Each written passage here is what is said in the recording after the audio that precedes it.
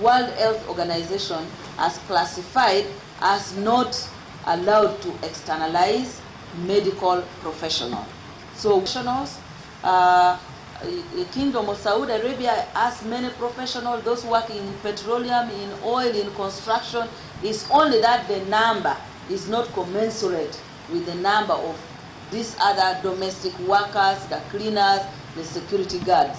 I think the ratio for on artists being obscene, the minister cautioned artists to perform what is accepted by the Uganda National Cultural Centre Act and Uganda Communications Commission Act.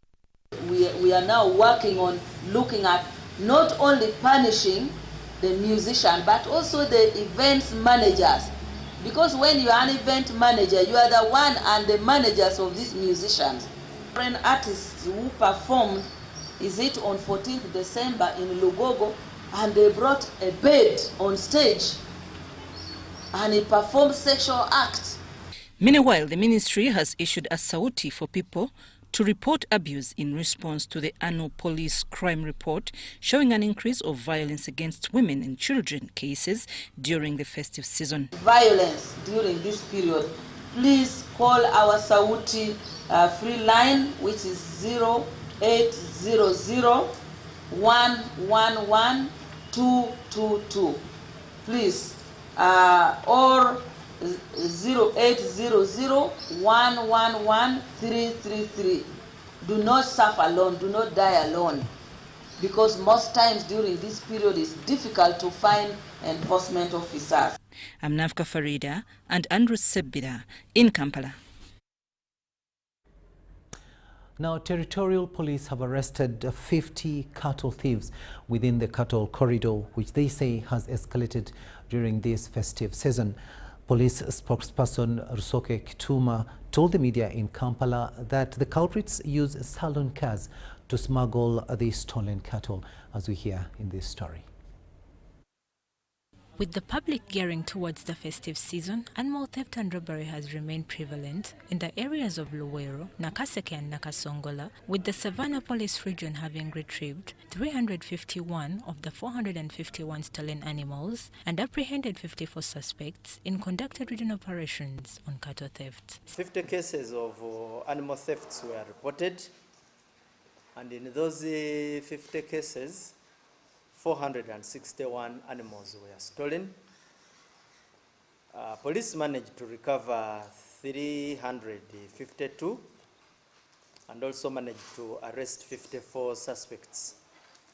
So far, we have taken 40 suspects to court. Security forces have associated falsified veterinary identities and documents and vehicle license plate forgery as a prevalent form of aiding animal theft. There are numerous forged veterinary documents being used to transport animals out of the district. Additionally, officers also noted the use of fake license plates.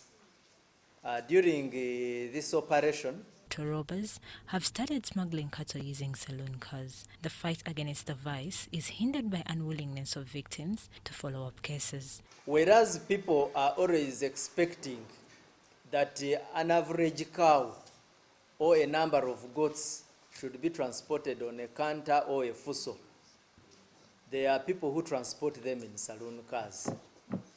How? If it is a cow, they slaughter it, get the flesh or beef, and park it behind, in the behind boot. Now, some of these cars pass even checkpoints as normal private cars. Similarly, there are those who don't even go to the extent of slaughtering. They simply get a live cow and force it behind. Security forces intend to work coherently with abattoirs, farm owners, district veterinary officers, and the Ministry of Agriculture, Animal Husbandry and Fisheries to avert cattle robbery in the country. Patricia Nandago and Abdul Nasir Luvama for UBC.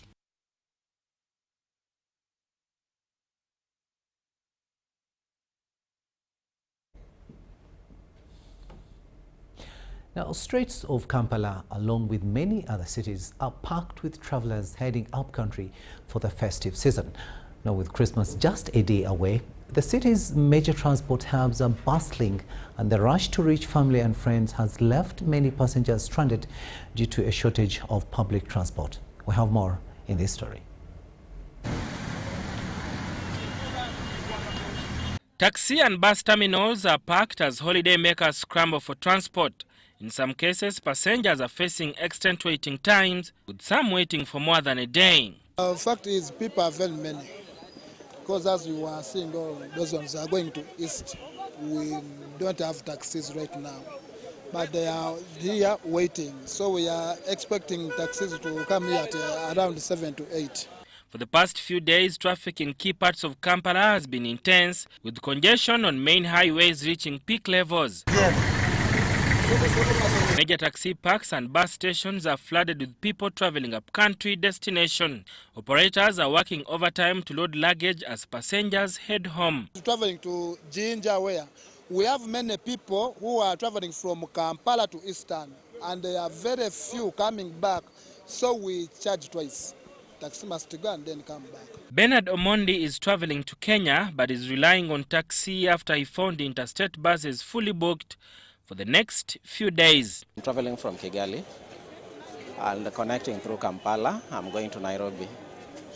Yeah, so I came to look for buses, Nairobi buses up there, but all of them were booked. All of them were full, so I couldn't get. That's why I came to get a taxi from here to Busia so that I can be able to connect from Busia to Nairobi. For others, the situation seems frustrating. Agnes Chalana has been stuck at the taxi park for over 12 hours waiting for transport. Tungekuwa tumetoka kitambo, nimefika hapa saa 8 mpaka saa hii sijapata gari. Wananiambia ngoja mpaka saa hii sijapata gari. Haya, pesa nayo imeongezeka. Nilikuja na 1,000, sasa inalipa 2,200 na kitu ya Kenya. Transport fares are more than doubling, although many passengers are forced to wait for whichever vehicle. As the holiday rush continues, passengers appeal to the authorities to intervene on transport fares. Yeah, so I'm also going to share with my people, my friends, Christmas and my family. Yeah, but prices are still high. But I beg with the United people in charge of transport to at least consider us during this time. It is very challenging. Sada Mubale, UBC News, Kampala. Now, Kampala Capital City Authority, KCCA interim leadership, headed by Frank Rusanyakana, has launched an anti-corruption hotline to address rampant corruption within the authority. Now, this initiative is part of broader efforts to improve governance and accountability at KCCA. That we are going to address the vice of corruption. Addressing the media on the milestone of his first 100 days in office, the acting executive director KCCA, Frank Rusanyakana, emphasized transparency and service delivery in leadership. A hotline has been established for citizens to directly report on ethical practices, strengthen governance mechanisms, and ensure improved service delivery. This platform will allow residents to directly report unethical practices to strengthen our accountability efforts. When those complaints are made on those numbers which are now before you, that is the hotline, those complaints will be investigated and action will be taken. I want to inform you and reiterate my earlier commitments that we are going to take a very firm stand against corruption and unethical behavior within our ranks. Rusanyakana says in addition to tackling corruption, signalization of junctions, efforts to eliminate potholes, and the ongoing construction of roads are key infrastructure projects worked upon. We have not yet reached where we would have wanted to reach, but we have made good progress. Those of you who witnessed the tour of Kampala City Roads, where I escorted the Prime Minister and other members of Cabinet, must have noticed a lot of work has been covered, and I would like to thank our contractors for heeding to our call. We also promised you 3 months ago, we said we are going to be very aggressive with potholes. We promised you some renewed aggression against the potholes, especially in the central business district. I am glad to report, ladies and gentlemen, our friends in the media, but also our Kampala residents, that as we speak, we have eliminated the potholes on a number of roads. We set out to operationalize 20 junctions with traffic lights.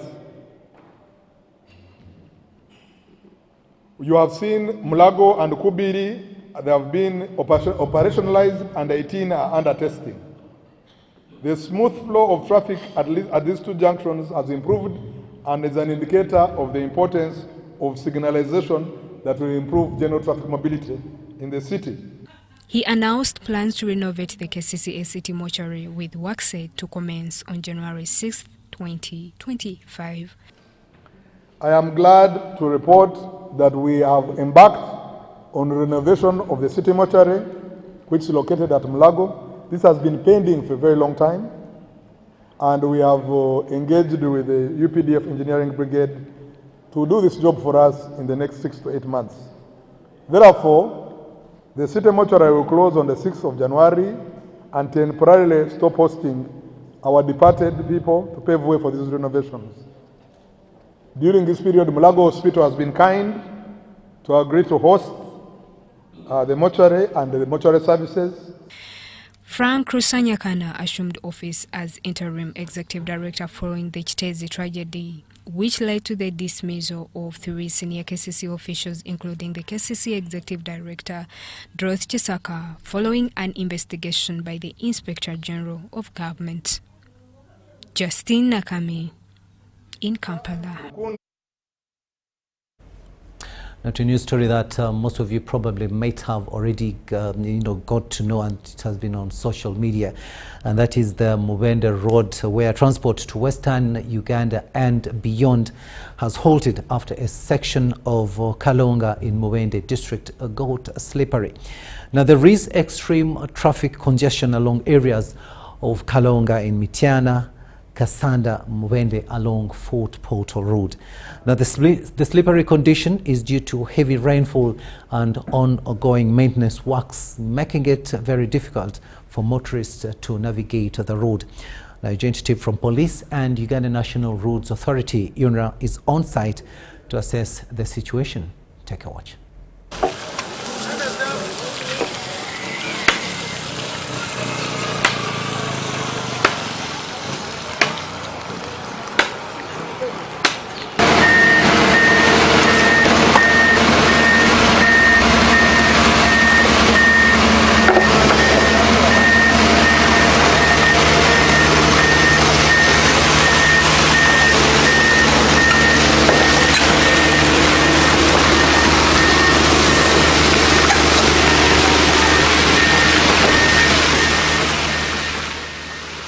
We've spent a night here at Kalonga. It is between Kienda and Sozinga, because jam was up to Kalamba. But it has been out of the road repairs which were made at Kalonga. And I think it was out of the substandard type of madam which was used, because the road was too slippery at night. Even now it is still slippery, as people can observe. So buses have spent nights here. Private cars, people were going for these holidays, have also spent a night here. So we are in a sorry state of that kind. As transport section, we've been a bit inconvenienced, because now people are waiting for buses in the terminal, Kampala. They are still on the way moving. Some spent a night there. The same applies to up-country stations where passengers were going home. Buses spent a night on the road here due to the nature of the road after it had rained. To the government to always assist us in case they do such repairs there should be standby either grader or any breakdown lifter to assist in case of any emergency. Because at night it was too worse. We didn't get any assistance. We have this problem of this road. Moreover, it is a highway compared to Mubende, Fort Portal Road. It has been in a very worse condition. It has taken almost 5 years now. For example, yesterday, all the cars were stuck here. People were stranded because of the poor maintenance of the road. I would like to thank the government for the work they are doing towards the road of Mitiana Mubende. I want to thank UNRA for the efforts that they are doing towards uplifting this road that was commissioned by the President, His Excellency Museveni. Very sad story indeed, and of course coming at a time when people are traveling to be with their relatives and friends during this festive season. And we do understand also that the transport fares along that route have more than doubled due to that sorry state of the road. And it is a developing story, and we'll be getting you more details as it unfolds. We'll now take a very short break and return with much more.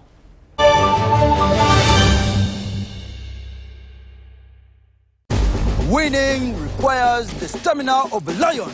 But most importantly, it requires that you carry that water up the top of the hill. However, you must use a spoon. Take the water now. Go, run, climb up the hill. 72 spoons. Faster, go, go. Winning is hard, but with MTN Momo, it's easy. Simply pay or shop with Momo for a chance to win mobile money every day. Use the Momo app or dial *165*3#.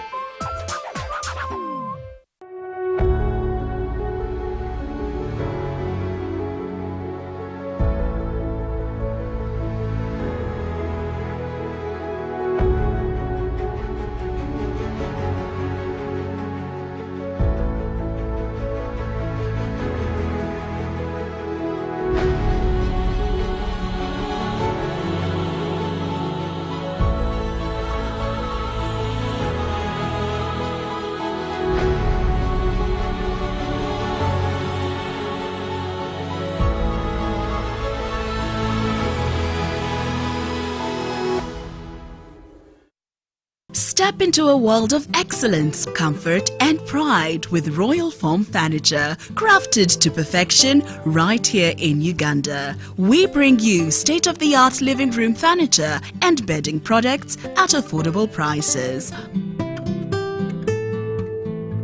Our wide variety of mattresses include orthopedic, pillow top, spring mattresses suitable for institutions like hotels, and many others for home comfort. With every piece telling a story of royal excellence, our products are built with the highest quality materials made to last. Experience royalty with Royal Foam Furniture, proudly made in Uganda, so buy Uganda and build Uganda. Visit our showrooms at Ginger Road, Chambogo Junction, Bukota Chisasi Road, and on Victoria Mall, Entebbe, on the first floor.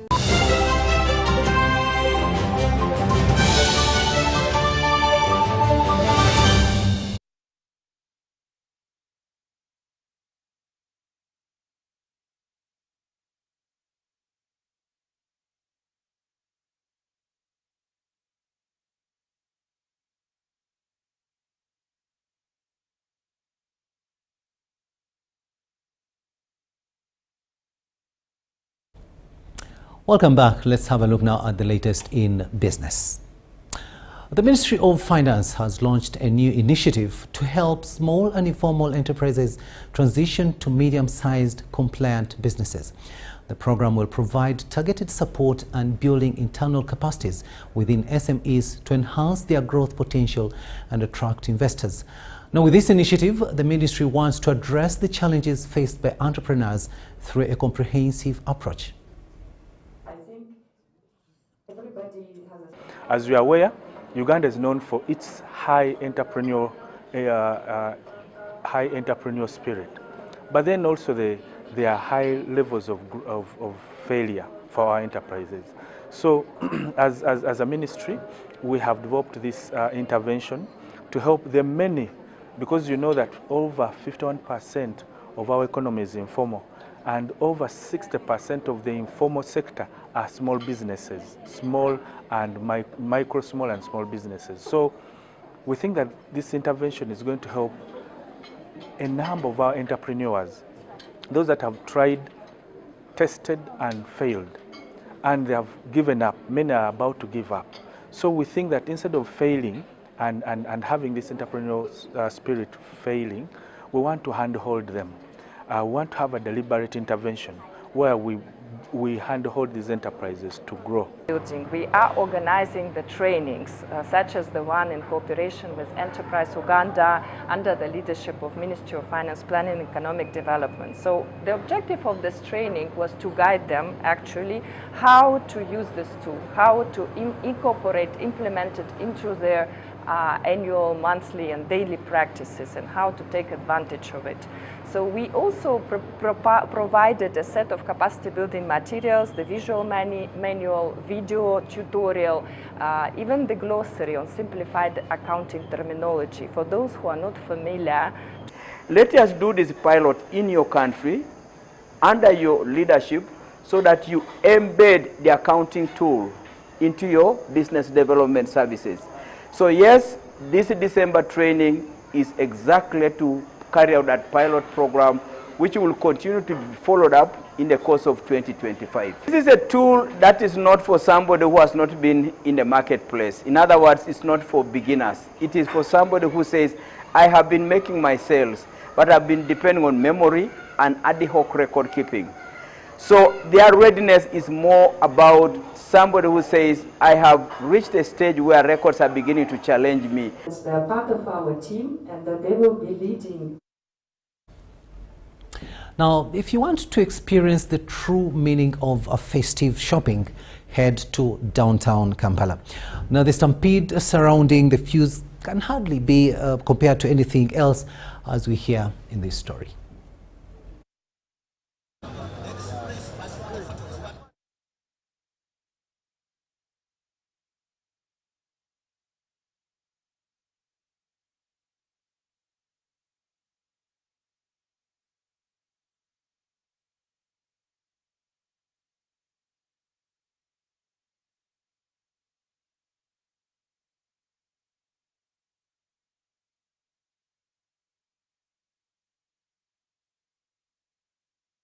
Mujje Kampala nga mulaba nti abantu bangi jangu ne munno watomanyi Kampala jangu ne munagimanyi ebintu sofa bitambula bubi bagula emmere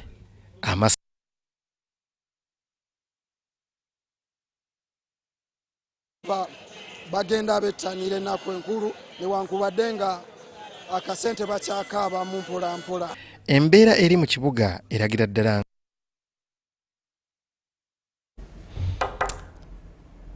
We do apologize for that mix-up of stories there. But now let's have a look at how the shilling fared today against the following selected local and international currencies in our Forex report.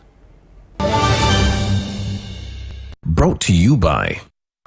Download the Wendy app from Google Play or App Store or dial *229#.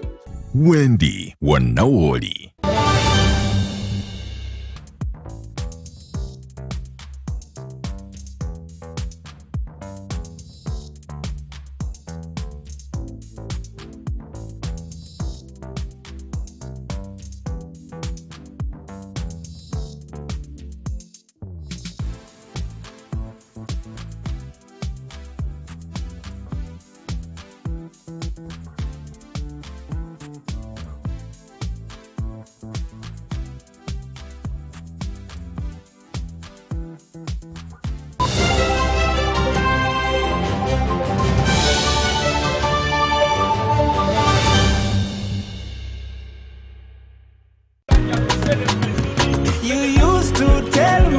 I don't make you happy.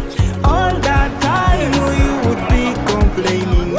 I'll call you every day, yeah yo, baby don't know. You can now get all the Chibuzi out with MTN voice bundles. Call all networks. Kubei Dondoro. Buy a 25-minute voice bundle for only 1,000 or buy any daily voice bundle of your choice. Dial *100 *21 hash and select daily or use the My MTN app. When we talk together, we are unstoppable.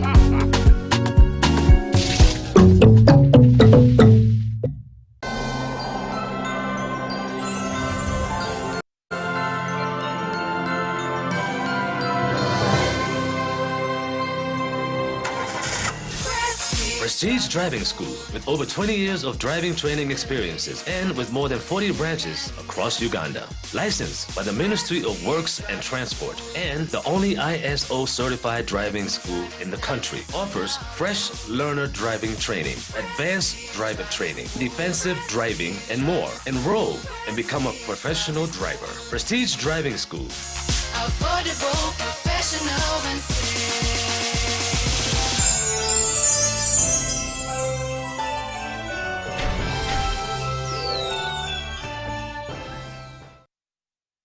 There is myths that so many of you live by. If your eye is twitching, it means you're going to see someone you like.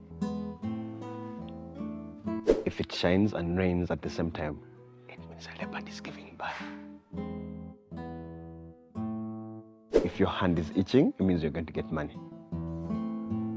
If you see an owl, it means somebody's gonna die.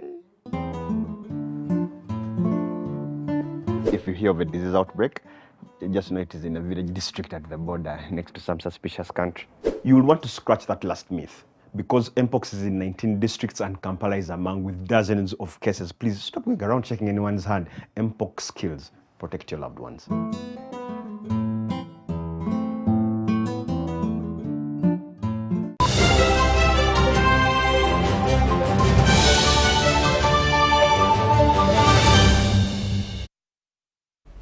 Sports news now, and the second edition of Kawempe Mile Race has been launched at Highland Hotel in Kapchorwa district.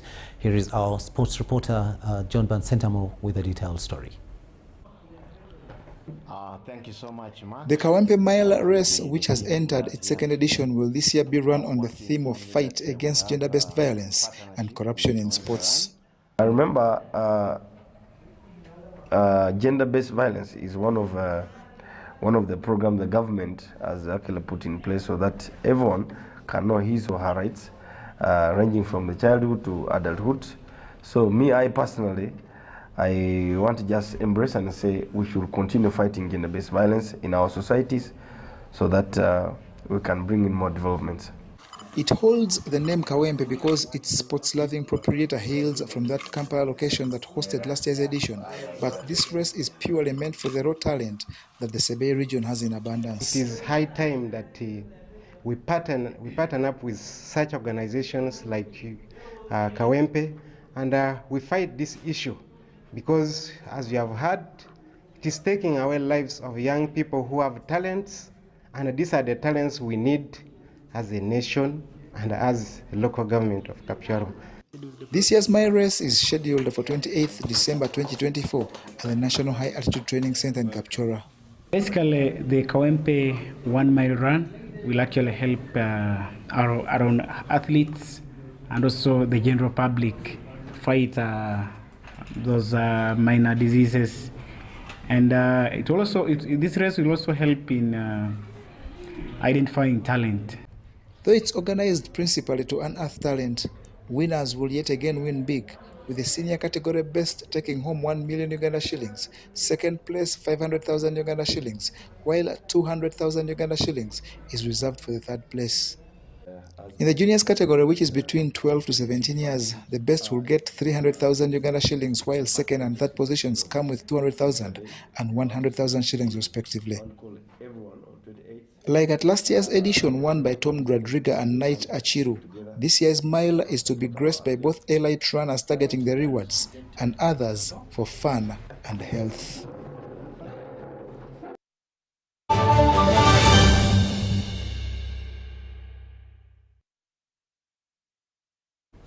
And with that, we've come to the end of this first edition of News Tonight here on UBC TV. Thank you so much for having kept us company. On sign language, it has been Yusuf Senyamo, and I am Rukidi Kiijanangoma, wishing you a blessed night.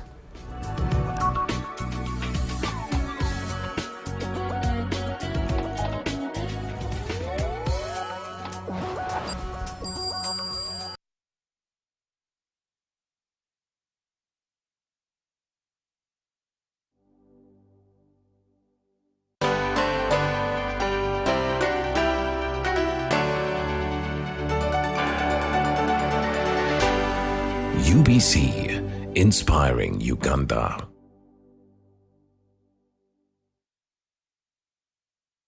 Well, good evening. The Monday night conversations are back, and we are live here on your national broadcaster. Well, it gives us immense pleasure to know that you are our viewer every single Monday as we're getting into the front bench. But then also we are praying and hoping that you march with us into the new year of 2025. The festive season is fast approaching, and I'm just hoping that you're already geared up for the same in the spirit of one motherland and also in the spirit of making sure that we maintain law and order. Now, speaking of maintaining law and order, today's conversations are taking us to the Ministry of Internal Affairs.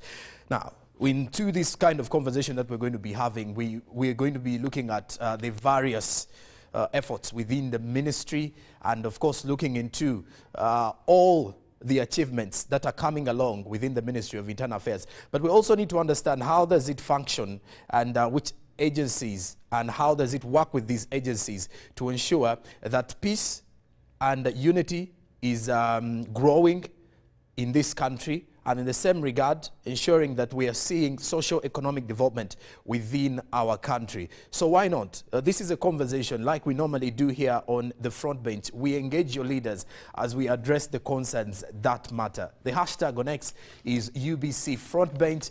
And of course, and what a time really to be having this conversation when we are heading into the festive season and also ushering in the new year of 2025. At a time when we need to keep all our eyes open and ensure that we look out for each other. Besides any issue to do with a possible security threat, we also need to understand that within the festive season we have to be mindful and also carry on these celebrations without damaging the reputation of others, of the state, and in the same regard maintaining law and order. This is the front bench, and I'm Joram Paul Sonko. You are watching your national broadcaster UBC. Now, I have two guests this evening who are joining us to have this conversation, and more. First is the State Minister for Internal Affairs, and this is none other than Honorable General David Muhoozi, who joins us here on the front bench this evening. A very good evening, Honorable. Thank you for joining us. Good evening. All right. And with him, he has tagged along with the Permanent Secretary of the same Ministry of Internal Affairs, Lieutenant General Joseph Musanyefu. A very good evening, Lieutenant. Thank you for joining us. Good evening, viewers. Well, and of course, you can definitely follow up these conversations and more using the hashtag UBC Frontbench, where we will definitely be engaging your leaders this evening as we address the concerns that matter within Uganda's internal sector space or within Uganda, and then also trying to see how the different security agencies are building a safer and secure Uganda for all of us. And speaking of a secure Uganda for all of us, why not have our symbol of unity before we return with the conversations? Oh, Uganda, may God uphold thee. We lay our future in thy hand. United, free for liberty, together we'll always stand. Oh, you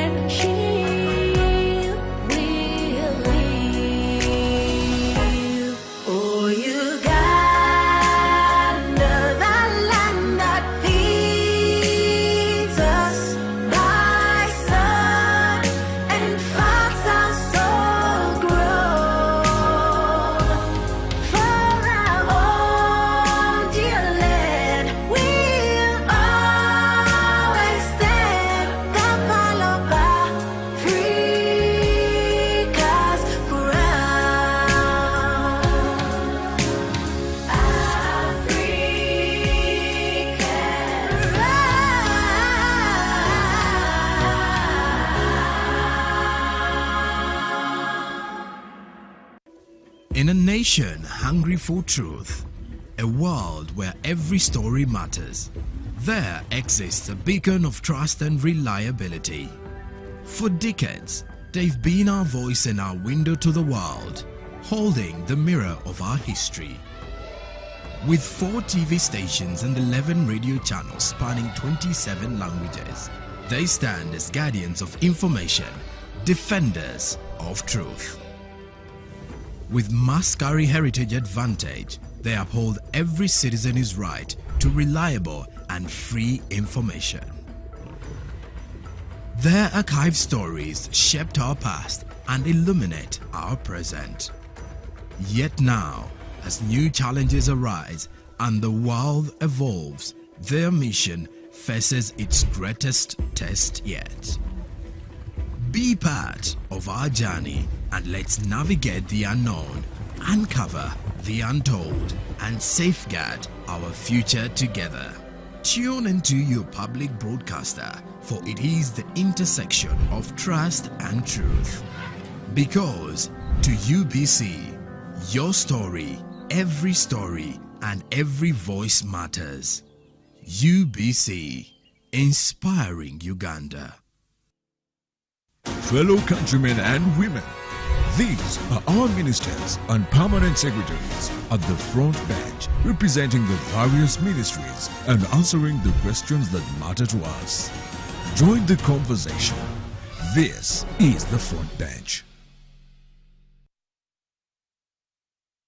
Well, everywhere you go, you'll realize that decisions are made at the front. And at the front bench here, we ensure that we engage you leaders and address the matters that concern all of you as a Ugandan. And in the first stanza of the national anthem, the most intriguing message, or what you could say the most exciting message in there, talks about God upholding us, but in the same regard, looking at the future that we have. Speaking of the future, next year is also next, very close to us, 2025, but then how best can we protect it, or how can we protect our future if we do not start today? My two guests, I did mention, are coming in from the Ministry of Internal Affairs, the State Minister and the Permanent Secretary. I'll quickly run off to the State Minister as we get this conversation underway. And General, let's get into this conversation of looking into how the entire ministry operates. Or one may wonder, how does it look like from the ministry's perspective on its functions and how different agencies work under it? Thank you once again. Good evening, viewers. Mandate of the Ministry of Internal Affairs, we are mandated to ensure and maintain the country's internal security, stability, and also to protect the people and their property. That is our overarching mandate. But also it feeds into a bigger goal, because we are part of government and we are part of a team that delivers the objectives, if I may call them, of the government of the day, which are given out through the manifesto, and we feed into all those bigger objectives, the epitome of which is that we must ensure a peaceful, stable, and prosperous country. So it's not security as an end in itself, it's security for prosperity of the people of Uganda, and that's what we do. To do that, we have under the ministry various agencies. We have the ministry headquarters. We have 2 ministers, the senior minister and myself. Okay. And us, we have the permanent secretary, whom I'm honored to be with in the studio. And then we have departments at the headquarters. But also we have agencies under the ministry, including but not limited to the Uganda Police Force, the Uganda Prison Service, the Directorate of Immigration and Citizenship Control. We have NIRA, the National Identification Registration Authority, Those are the big four, if I can call them. Then we have other sub-departments. We have DIGAL, the Government Analytical Laboratory. Then we have other sub-departments under the ministry, including the Coordination Office for Against Trafficking in Persons. We have the Amnesty Commission, we have the Community Service, we have the office that deals with illicit proliferation of light weapons and small arms. So that is how we are organized at the ministry to deliver our mandate as enshrined in the ministry mandate and mission, but also in the respective agencies under the ministry. Okay.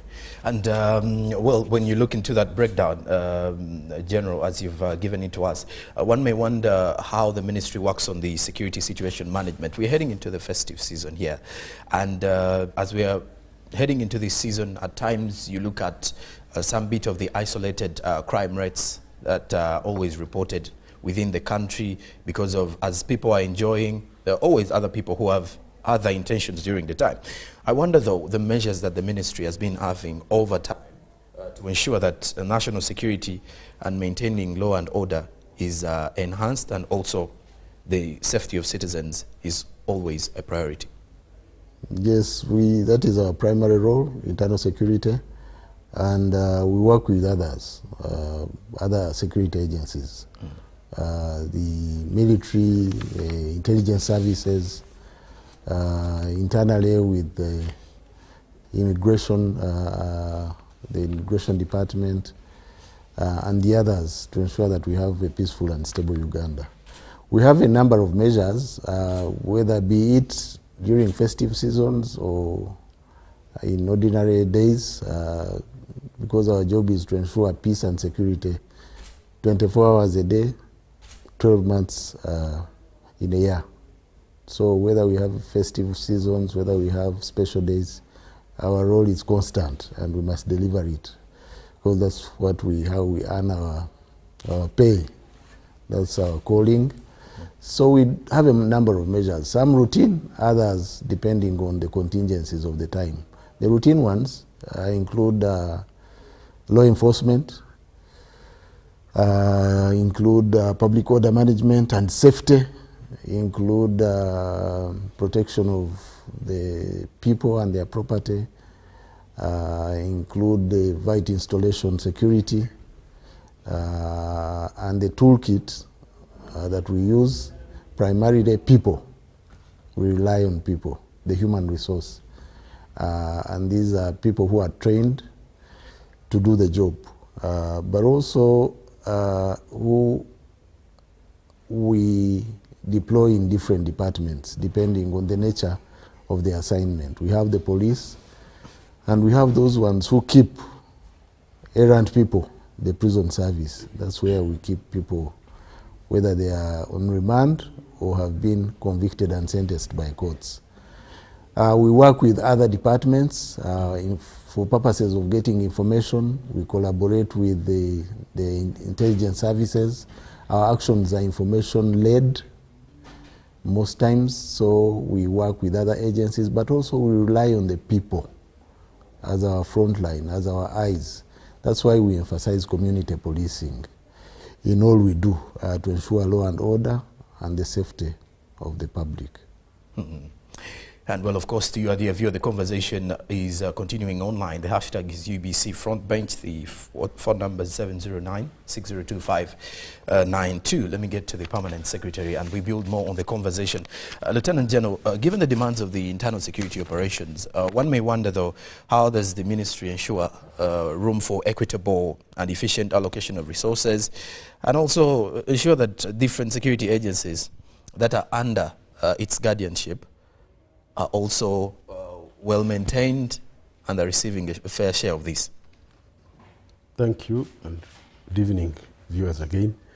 As you say, the resource requirement to ensure the country is peaceful is very extensive, and from what our mission has been given, it's quite extensive. and it requires extensive resources. The agencies are very many.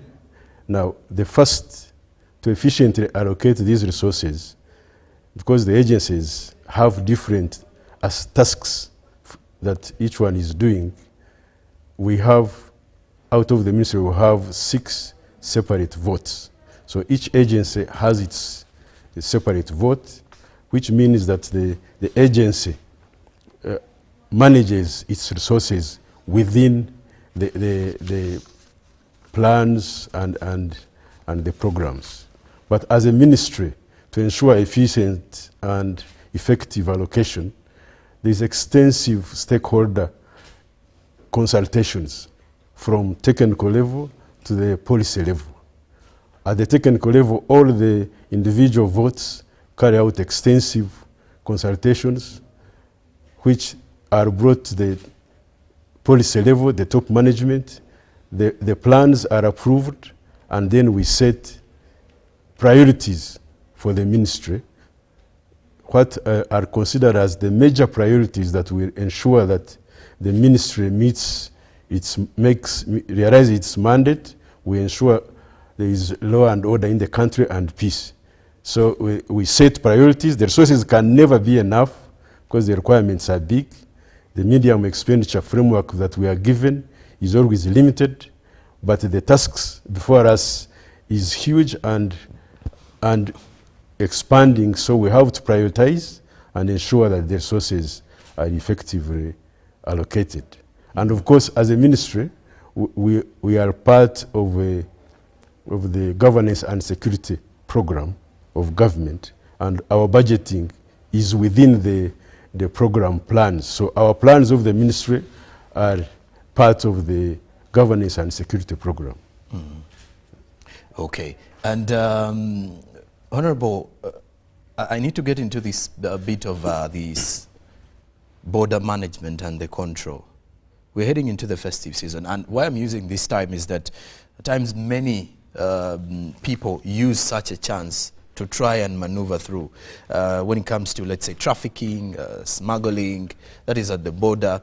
I wonder, though, if you can share with us government's efforts to enhance this issue of border management to curb all of these.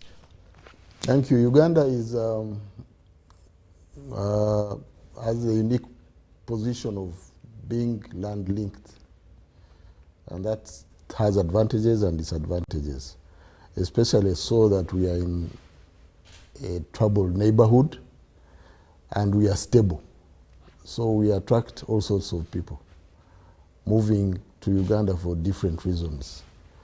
But before I go into the depth of that discussion, I want to say that border security primarily is in the docket of Ministry of Defense and the UPDF. We only complement their role through immigration, handling issues to do with immigration. And then speaking about smuggling, that is the remit of the URA. They have officers at the border posts. That said, Uganda attracts all kinds of people. People come for opportunity, people come to visit, people come for tourism, people come for trade. People come running away from danger for safety. So depending on which category one belongs to, that determines on how they are handled. And then there are other people who are irregulars. They come through the non-designated border posts. For our docket and the ministry in particular, we deal with all the people that come in, save for refugees running away from danger. Those ones are handled by the Office of the Prime Minister and the other stakeholders in that business. And there are areas designated for refugees in this country. We have camps. We are very receptive. You know, we have the biggest refugee population around the region, if not in Africa. But for the other categories, depending on how you come, what you come for, and how long you stay, we deal with you accordingly through our immigration department, through either grant of the applicable permit if you are coming for work. If you are coming for trade and you are from the neighborhood, that is allowed. You come with your ID and go back. If you come illegally, then we deport you, and there's a procedure for that. And if you come to study, there are study permits for people who study in this country from the neighborhood. So then if you commit an offense while you are here, then you are liable for prosecution according to the laws of the country. You are not exempt just because you are a foreigner. So depending on category, depending on how you come, what you come for, how long you stay, we deal with you accordingly. And we complement the other services and agencies to ensure that our frontier is secure and that the people who come in don't come as a risk, but they come for normal, lawful activities in our country. And PS, looking into your role of implementing the policies that matter and that set the pace for the ministry, I wonder though, if you can take us through the challenges that you encounter throughout achieving these action plans that you've set as a ministry and ensuring that peace is maintained within the country, but also in the same spirit, ensuring that the agencies under the Ministry of Internal Affairs moves in the right direction of the policies you set. Thank you again. From the mandate we have, the task before us is huge. And to realize peace and stability in the whole country, law and order, requires a lot of both human and other sources to ensure. So the first challenge which we face is having inadequate resources to enable us meet all the requirements that we need. And having to, because the mandate is given, it will not depend on our resources that we get. We have to ensure that whatever resources we receive, we ensure there is law and order and peace in the country. For example, there is a minimum amount of policemen that would be required to maintain peace in the whole country. So to have those, you must recruit them, train them, and equip them. But all that requires resources. And because of the limited amount of resources, for example now, the police, one policeman is responsible for over 900, when the standard world efficient ratio would be 1 to 500, because of the inability to have the adequate numbers that we need. Our ratio is at 1 to over 950. So that restricts us, but it does not stop us from ensuring that there is law and order. We adjust our requirements and ensure that our work, our tasks, while meet the requirement but are within the resources available. The other challenge that we get in everyday work is the changing dimension of crime. Crime is changing every day. It's no longer the... So while you train and equip personnel for a particular crime, the crime is dynamic. At the moment we have cyber crime. This is a very big challenge. You don't have to deploy policemen to prevent a robber. Somebody sits at home and hacks and steals lots of money. So we have to develop capacity to fit the changing dimension of this crime and make sure that we are not left behind. The other forms of crime that are coming up is violent crime, there's terrorism. These are not conventional crimes, and they present a different nature of challenge to the work we do. Of course, another challenge I can cite is we need adequate identification systems. Okay. We don't have enough. We are developing the crimes identification system, but we don't have adequate identification systems that will help us fight crime, to ensure peace, law and order in the country. And of course, the other one is adequate infrastructure to enable us to do our work. The police, the prisons, the immigration, they need a work infrastructure to facilitate them to do their work.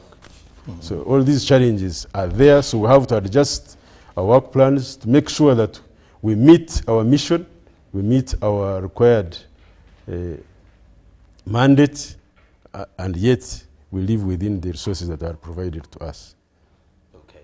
And General, we are in a country where at times we have some reports coming in from, or reports that have been cited from certain areas in regards to human rights violations and police brutality, for example. I wonder though, from your perspective, how is the ministry, building this relationship between the agencies and the general public and ensuring that it remains constructive so that we do not have any of these cases being reported?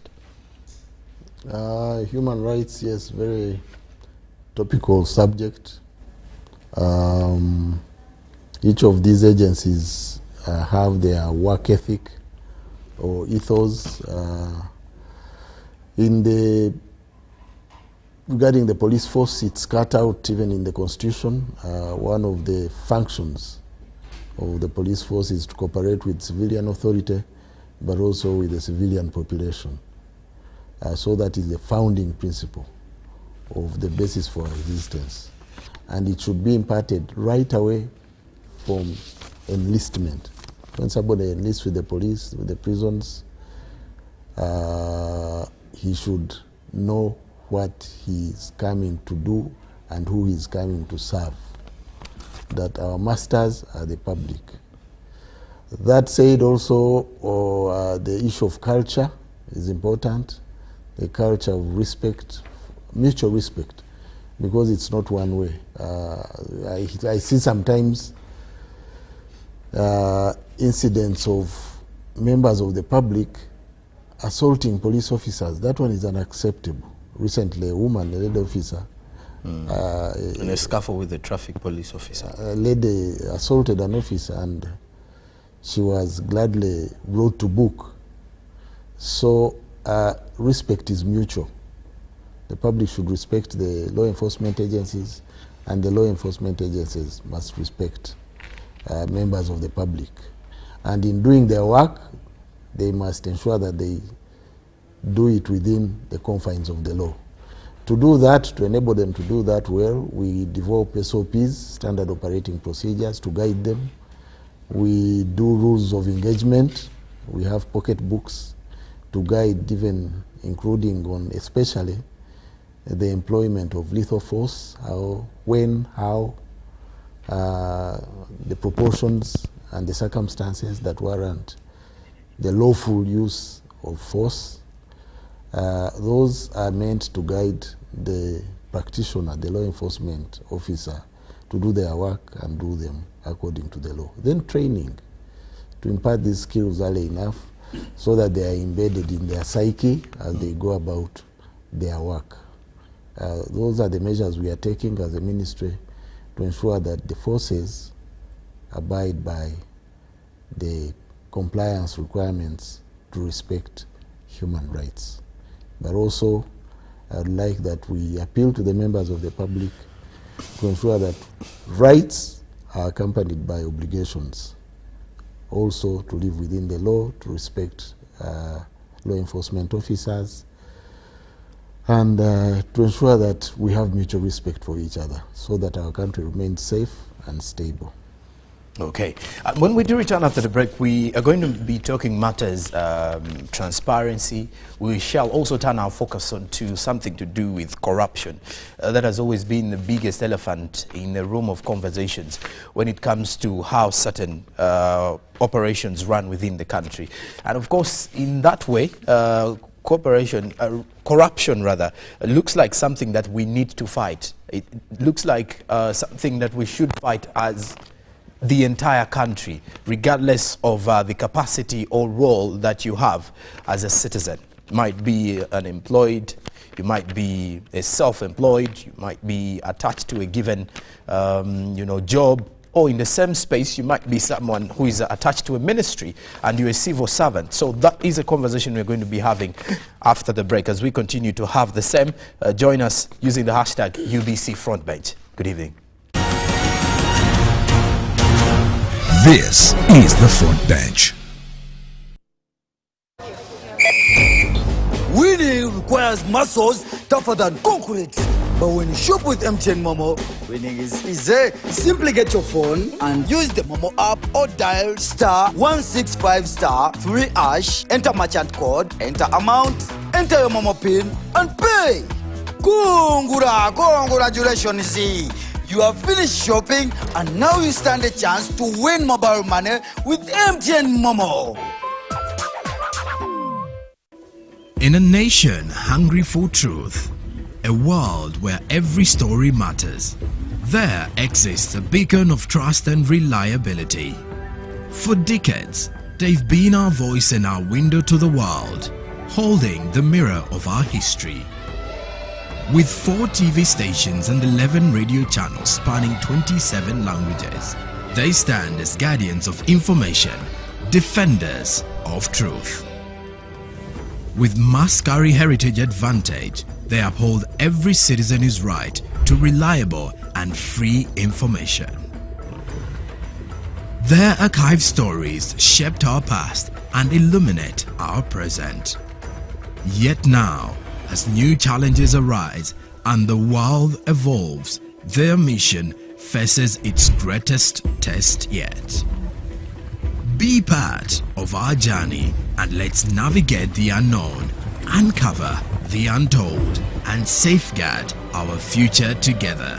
Tune into your public broadcaster, for it is the intersection of trust and truth. Because to UBC, your story, every story, and every voice matters. UBC, inspiring Uganda. This is the Front Bench. Henry Barlow wrote the Building the Nation, a poem that we kind of sank with during our times in high school. And I can only imagine what role you're doing to ensure that you're building this motherland of ours. What stone are you laying as a foundation for the future generations to come? Because by the look of things, every day that comes, we are presenting ourselves the best opportunity to ensure that we have all it takes to see a Uganda that is growing at a steady, fast kind of movement, but also looking at it in the aspect of ensuring that socio-economic development is prioritized and also put at the forefront of every decision we make while living in this dear motherland of ours.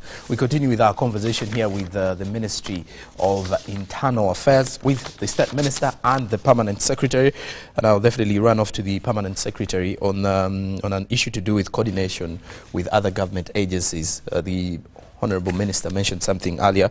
But then I wonder though, looking into the other strides that the ministry is doing to, agencies such as the Ministry of Defence, the police, the intelligence agencies, to ensure that we have an efficient but a unified response to any threat that may arise within the country. Thank you. As the Honourable Minister has said, the Ministry of Internal Affairs works with other sister agencies in ensuring law and order in the country. But specifically, they are given structures, set up government structures within which we operate to coordinate with other security agencies and other MDAs. First of all, the Ministry of Internal Affairs is the lead in ensuring law and order in the country. And all the arrangements for peace and security are police-led. If you have operations within maintaining law and order in the country are always led by the police, but within the structures of joint planning, joint intelligence committee, joint operations, where all the agencies sit and plan together all the peace operations in the country. And at the top of these different coordination committees is the National Security Council. The National Security Council is chaired by the Minister of Internal Affairs and contains all the security agencies and receives all the security plans for the whole country. So all security agencies come together and plan for the national security. And, well, that okay. That's the operational setup. Although in the law, the chair of the National Security Council is the president. And this committee council has the Attorney General, it has the Minister of Finance, it sits when it's contingent, but for purposes of day-to-day movement of things, the President assigns the Minister for Internal Affairs to chair the frequent sittings of that committee. But in the law, it's the President who is the chair of the National Security Council. Okay. And in the same regard, Honorable, let's talk matters counter-terrorism strategies that are being laid by the ministry with some of those threats that we normally see from the international media as other agencies away from the country also warn their citizens that normally come here for tours. What specific counter-terrorism strategies does the ministry have, and which ones are those that they work with other ministries to ensure that we are not putting ourselves in the red flag and then threatening visitors from coming into our country, but at top of it, ensuring that we have peace within the country? Terrorism is a global threat, it's a regional threat, and then it's country level threat. So we are organized accordingly. Within the international framework, we collaborate with others. Within the regional framework to which we belong, like the ESC, we have security sector arrangements for dealing with the terrorism. In the country, we have policy frameworks, including things that are ongoing, like the formulation of a counter-terrorism strategy, but also the legal framework. Recently, we did reforms on our law, because we're on the grey list regarding issues to do with money laundering, which sometimes they think can be terrorism financing. So we had to amend the Anti-Terrorism Act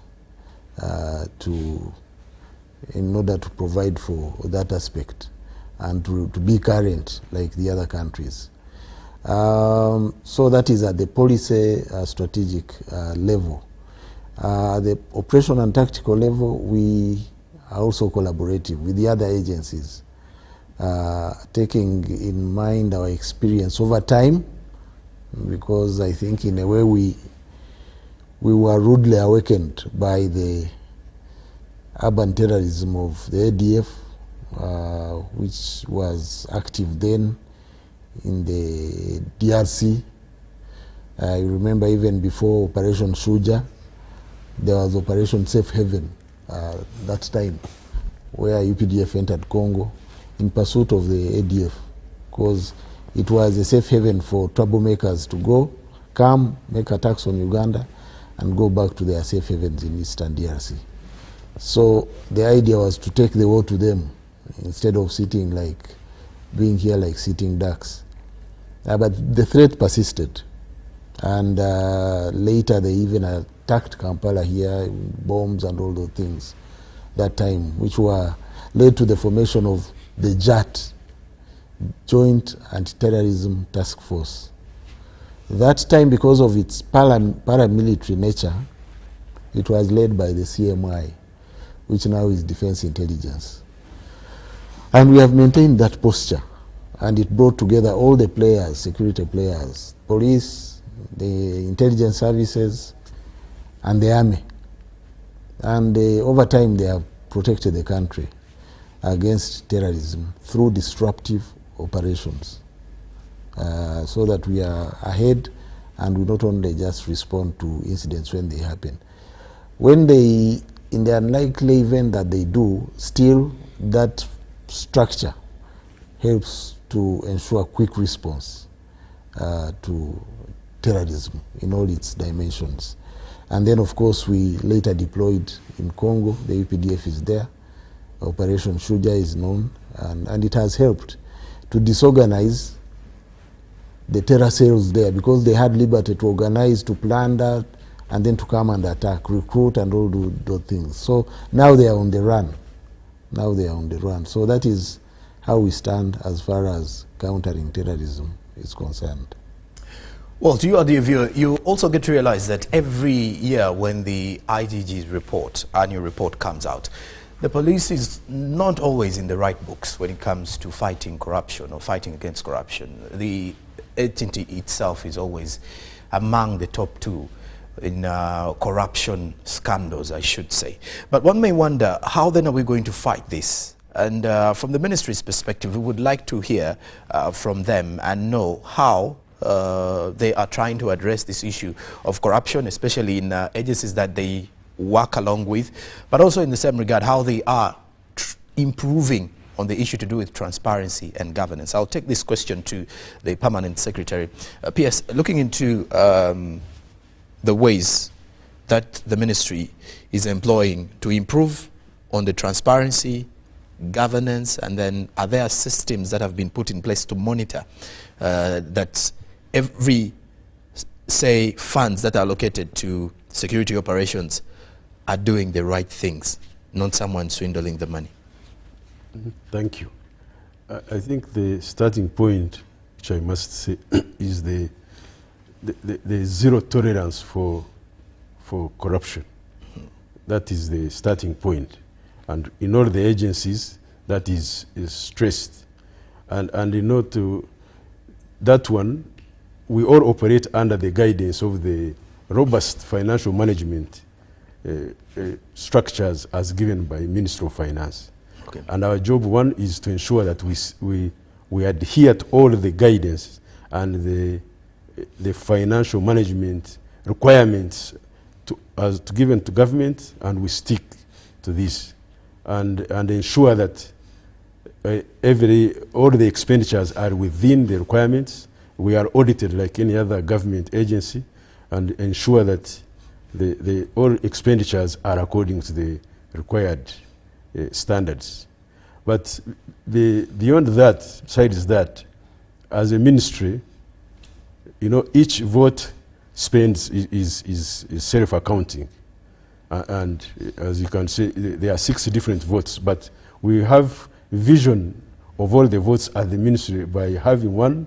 We have joint planning committee of the ministry, where all the plans of the ministry are discussed by the joint committee, so that the top management will look at all the activities.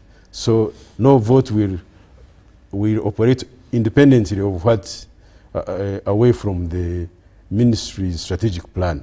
So that one is, we stick to it and ensure that it's adhered to, and there is vision of all the activities in all the votes across the ministry. And then, but then within the agencies, then there are also structures of discipline, like the police and the prisons. Within their structures of enforcement to ensure that discipline is adhered to and corruption is fought. Mm-hmm. Yes. And Honorable Minister, let me get to you. We've had an issue this year of the expiring national IDs. Now, many Ugandans have seen their national IDs expire, and then others likely to have many of those expiring next year. And many are having concerns about how they will be able to upgrade to the latest developments that NIRA is working along. But then also on the issue to do with regional movement, which does not really fall under your docket. But if you can help us understand the situation with the national ID renewal process. Yes, it's true. The initial stock of IDs issued at the onset of registration in 2014 2015 are expiring or about to expire. And that alongside the planned enrollment and renewal exercise, which unfortunately has delayed a bit, we decided that we make a provisional arrangement to make sure that people are as less inconvenienced as possible, and hence the extension by 1 year,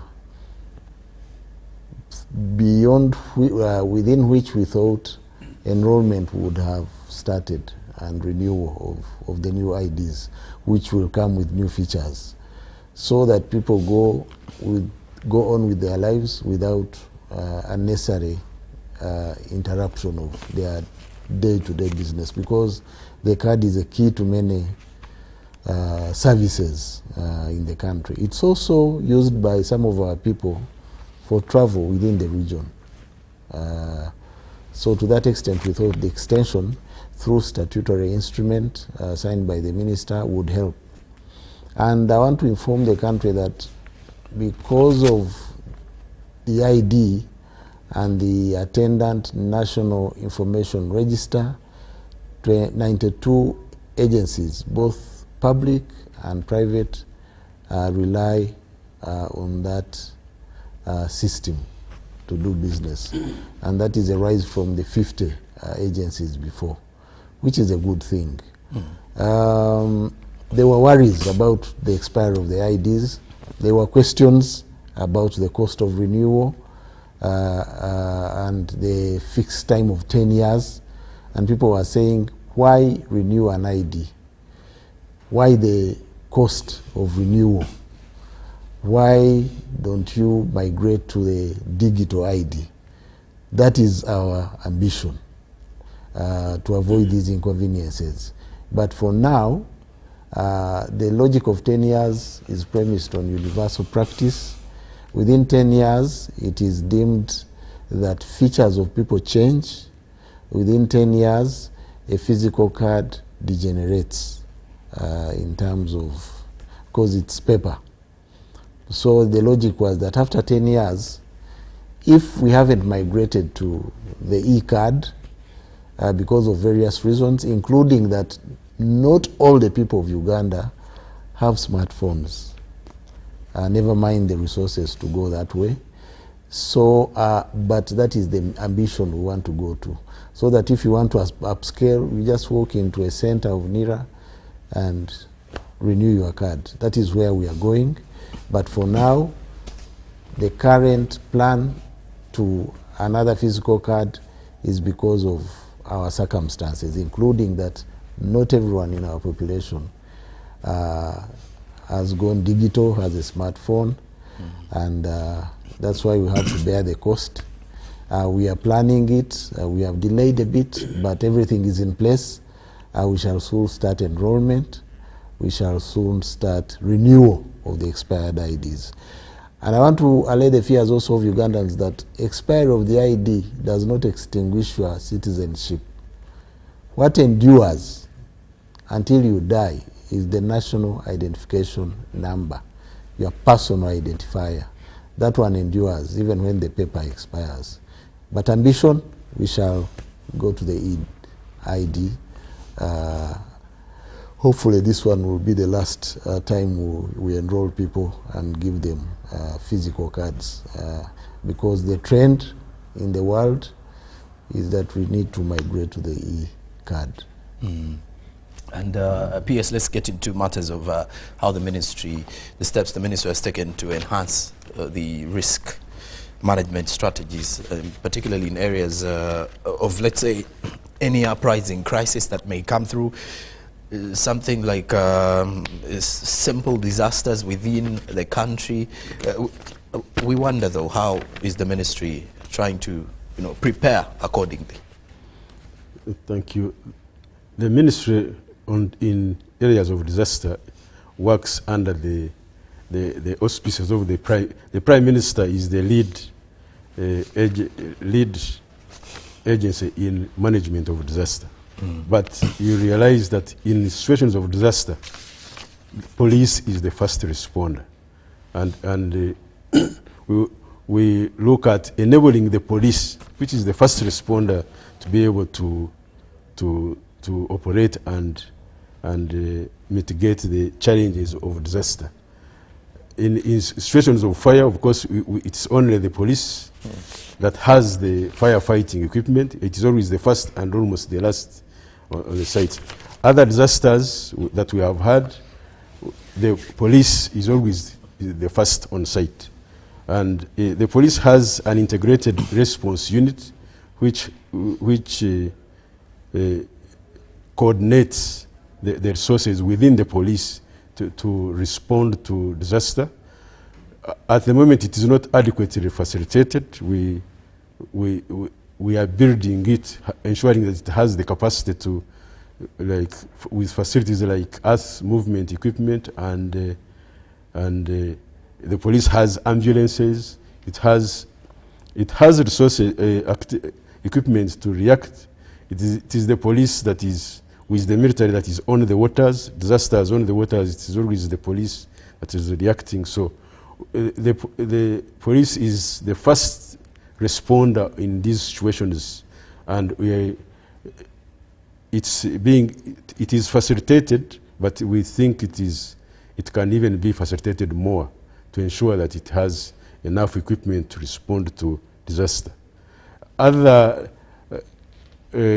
preparations are we develop capacity on ICT disaster. That's an area that also has a threat. We have an ICT center at unit at Chikanda doing research and preparing human resources that can react to disaster. So this is work in progress, and I think that we have the basics that will help us to do the first response. Mm. And of course, I wonder though, from the viewer's perspective, when you look into the situation within the country, I do believe there is that bit of peace and security that we can all be proud of. Other issues do arise here and there that are a work in progress, I should say, but at the same capacity, I wonder though, from the ministry's point of view, with rapid urban migration, urbanization everywhere, we are seeing quite a number of cities developing within the country.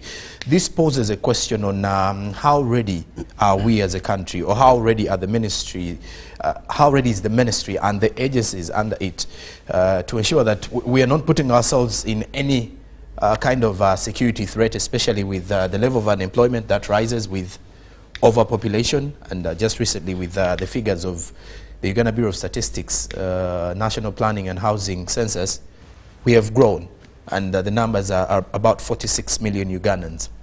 When you look at that, Honorable, how does the ministry work hand in hand with the other agencies to mitigate any possible risk associated with the over-rising population? First of all, I want to be positive about a huge population, especially that includes young people. Some people tend to look at the youth bulge as a disadvantage. I tend to disagree. I think to that extent, Uganda is a young country, a morning country. Depending on how you use that young energy, there are countries whose populations are old, and they are looking up to other countries for reinforcement. So we are advantaged to that extent. And asking us whose docket it is to keep law and order, it wouldn't be a solution, especially to rural-urban migration. I think the solution lies in creating opportunity everywhere. So that people don't have so that people don't move. And that's the idea of government, using its PDM, the Parish Development Model. There is more opportunity in agriculture, because that is our niche as a country. So how do you attract youth back to the land, not to the towns? What they are doing, most of these young people, selling their land or that of their parents, coming to town to ride border borders, which border borders sometimes are stolen or have accidents, and they have nothing to fall back to. So how do we attract the youth to the land, but in a way that gives them hope, gives them opportunity, creates a livelihood? That I think across government is where we are looking at the drivers of this migration, and the best way to address it is wealth creation in the countryside, to avoid land fragmentation, to ensure production and commercial agriculture. This 4-acre model the president keeps talking about is not just a slogan, it is real, it can help transform this country. But also, I think skilling the young people for them to earn their bread. Skilling for the job market, because most times we train people, but for not in a way that translates into jobs. So I think we need to connect education to jobs, to livelihood. That way I think we can avoid what you fear, the rural-urban migration without plans. Of course, the other thing is planning urban centers, physical planning. It's something we are addressing in government. And also ensuring that we leave land for posterity, because now everywhere, town councils, town municipalities are coming up. How shall we feed the people? That's a question as policymakers we need to ask ourselves, to ponder and answer. In the West, people moved during the Industrial Revolution, left the countryside to the towns, and the towns expand upwards. But for us, we are making everywhere in a town, and I think the earlier we address that one, to arrest it, so that we ensure proper physical planning, so that we leave land for production, so that we attract young people to the land, among other things, and that those that want to go to the towns have a skill that is relevant to the setting of the town, factories and industries. That way, I think we shall have less of the fears that we are talking about, including crime. All right, and as we are summing up with our conversation this evening, I'll be taking the parting shots of my guests, but I'll start off with the Permanent Secretary. PS, from your docket, in your parting shots, I would like you to paint a picture of how the ministry's, the efforts the ministry has for sustainable development in the coming years, putting in context 2025, which is just ahead of the corner, and then your message of the festive season to our viewer this evening. Thank you. Again, for the future, I think the focus is in enhancing the technology use. Our future lies in being more technology savvy to solve our problems. If we look at where we have used technology, provide services has improved. The best example, of course, is the passport. You can sit in your house, apply for a passport, and go through the processes online until the time you sit at home and arrange an appointment and come and get a passport without any scaffold. And the future lies in digitizing all our services, and then also using science to fight crime. We need to have we are building a DNA data center at Digar, and also building a crime data center. So once we digitize all these, we shall be, the ministry will be in position to provide better and quicker services to the population. And I think I call upon us, to Ugandans, to support this endeavor to advance advance our services, digitize, and to be able to provide services better to the people. And as we move into the festive season, first of all, I want to call upon all Ugandans to be mindful of this period. One, those on the roads, we lose very many people unnecessarily because of careless driving on the roads. Let's maintain road safety as we go into the festive season, so that we are able to celebrate with our families and have a peaceful period for ourselves and for the country. So I wish a peaceful, tranquil, festive season for everybody. Okay. Thank you very much for your time. Honorable Minister, your parting shots and your message to the dear Ugandans.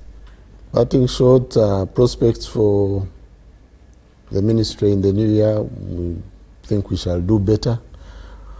We've done a lot with less. We can do even better with a little more resourcing and resolve. Our ambition is to realize the directive of the President to spread our coverage of the country of 18 policemen per sub-county. That, backed with what the PS said, technology. Technology is a force multiplier. That's why we talk about the CCTVs, to enhance our coverage of the country. That's why we think even the public, those who can afford, can reinforce the national grid of cameras to buy their own. More eyes mean less crime, or make it easier for us to trace those who do wrong. Then the other capabilities in the anti-crime infrastructure, dogs, forensics, he's talked about it. All those, I think, will help us to do work better. But also on a lighter note, we don't only project hard power, security with force of arms and all. We have our softer side, softer power. Some of our services are the best known for producing the best sportsmen, especially the prison service. Our Cheprotits and all those names come from the prison service. So it's something we look at improving and adding on. Developing sport. Sport ensures discipline. Sport ensures physical fitness. Sport also is good for the country. It's good for the country. Parting shot, end of year, I would want to call upon Ugandans to be careful. Don't get lost in the festive season. It will come and go, and you need to remain alive for the next year. Satan doesn't work, sleep. God also doesn't sleep, but don't put the burden on God by throwing caution to the winds. Drink responsibly, eat responsibly, do everything responsibly, including driving. Our roads will be overladen with traffic, people going to the villages. Don't overload, don't overspeed, don't drink and drive. For those who ride border borders, be careful. Use the protection gear, head gear. Also don't overspeed, don't drive on different lanes. Follow traffic regulations and the law. The law doesn't sleep. We don't want to receive you as a lawbreaker, and wish you all the best and a happy new year and fruitful celebrations of the festive season. God bless you. Thank you very much, Honorable General. Now, as Henry Barlow would say, today I've done my share of building the nation. Mine has not been driving the permanent secretary to an important function, important urgent function, but rather holding conversations with the State Minister of Internal Affairs, Honorable General David Muhoozi, as well as the Permanent Secretary of the Ministry of Internal Affairs, Lieutenant General Joseph Musanyifu, who have been part of the front bench this Monday to ensure that we have these conversations held and your concerns pretty much addressed. The front bench, decisions are made at the front. I'm Joram Paul Sonko. We wish you a Merry Christmas, and we urge you to be mindful of every decision you take. The hashtag is UBC Front Bench. Till next Monday, good evening. Oh, Uganda, may God uphold thee. We lay our future in thy hand. United, free for liberty, together we'll always stand. Oh, you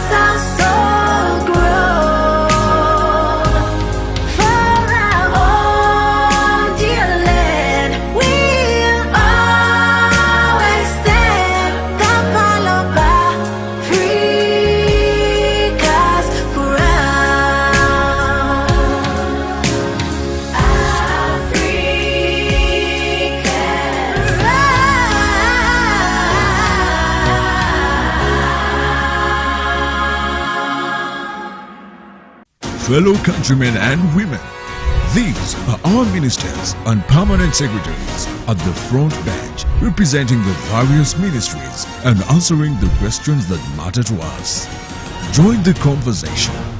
This is the front bench.